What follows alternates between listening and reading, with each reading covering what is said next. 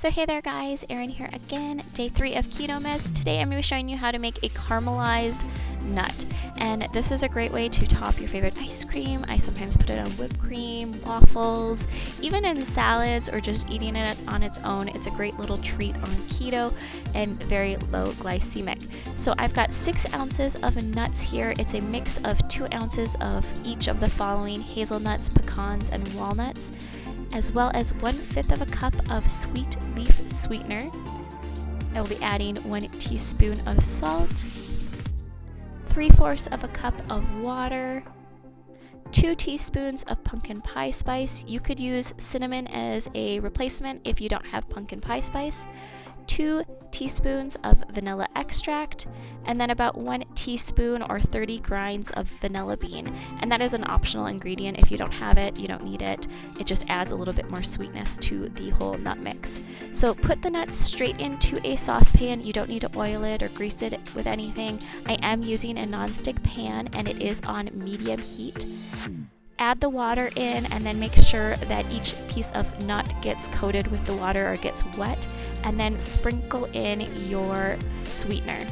So you could use erythritol or swerve as a replacement for a sweetener, but you'd want to use about 2/3 of a cup of that and then 1 cup of water, because you are using more of a dry ingredient, so you'd want to increase the water content.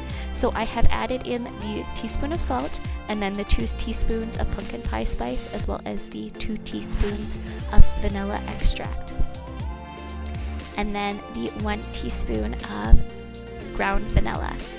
Once all of the ingredients are in, you just want to mix it together so that the nuts kind of get coated in that wet mixture, and then keep mixing it, because what's going to happen is as the mixture gets hot, the water will evaporate and you will be left with kind of this caramelized gooey mixture, which will be the kind of caramely sauce portion of the nuts.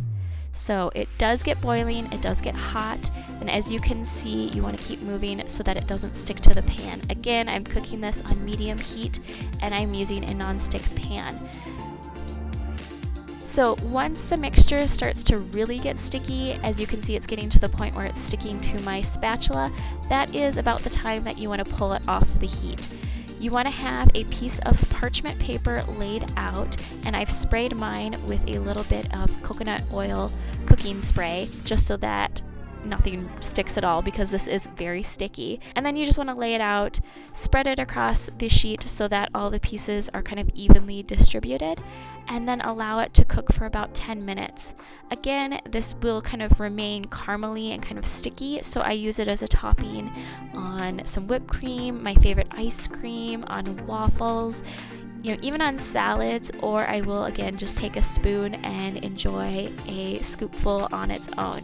A serving size is about 1 ounce, which is about 1.5 tablespoons of the mixture, and a little bit goes a long way. This has got all the great kind of sweetness that you can be missing on keto, as well as that caramel kind of taste. So it does preserve well in the fridge. It will typically, if you keep it in the fridge, it will last for about 72 hours. So you do want to kind of use it in a short amount of time, which is why I went with only 6 ounces of nuts total. For the carbs within this, each kind of teaspoon and a half serving is about 3.5 carbs, with the majority of those carbs coming from the nuts you use. So this nut blend that I used gets me to about 2.5 carbs per 1 ounce serving, and then the sweet leaf sweetener adds about additional carb. So I keep mine in a jar and just store it again in my fridge. Typically, we'll have it gone within 72 hours because I will add it to my favorite ice creams or on top of some waffles, or just however I want to use it. So I hope you guys enjoyed this video. If you did, go ahead, give it a thumbs up, and I will see you guys in the next one. Bye!